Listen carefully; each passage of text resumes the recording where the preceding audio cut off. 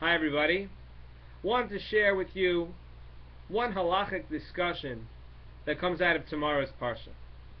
Tomorrow morning we will read how one of our avos, one of our patriarchs, Yaakov, misleads, lies to Yitzchak, his father. So we have one patriarch lying to another patriarch. And Yaakov was hesitant, and he didn't want to mislead his father, but he went ahead because that was the right thing to do at the time. And that begs the question, if lying is such a horrific sin, when is it that lying is permissible? The Talmud tells us that lying is like idol worship. That lying is all about falsehood, and the whole idea of idol worship is that it's false. It's false gods and completely antithetical to the one true God, to what we believe.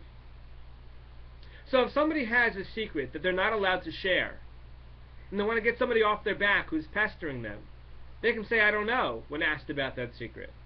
Or if somebody does not want to share bad news, and somebody asks them, then the person can respond, I'm not sure.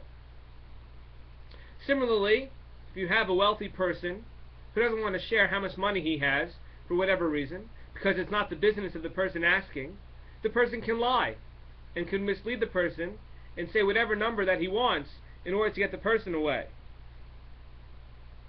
Also, if somebody has a box that they're sending cross country and it's fragile, and they think that writing the word glass on the outside of the box will help make sure that the person carrying the box, the post, will take greater care of it. So the person can mislead the messenger, can mislead the mailman, and a person can write glass on the container.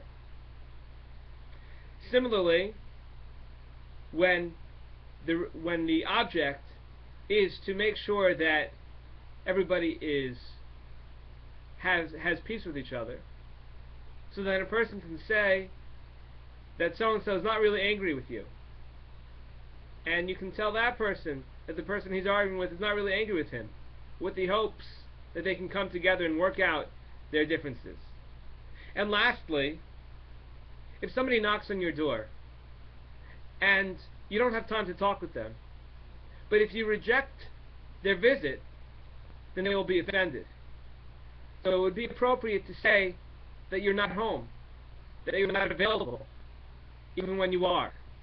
Because, in fact, if that visitor arrives and he thinks that you're home and doesn't want to see him, then the pain that will cause him will not be worth it. And that would also be another example of a case when lying would be permissible. So at the end of the day, we take a look at Yaakov, and we see that in that specific case, his lie was warranted, his misleading his father was warranted, and there are some exceptions, even in our daily lives, when lying might in fact be the preferred course. Thank you and have a good Shabbos.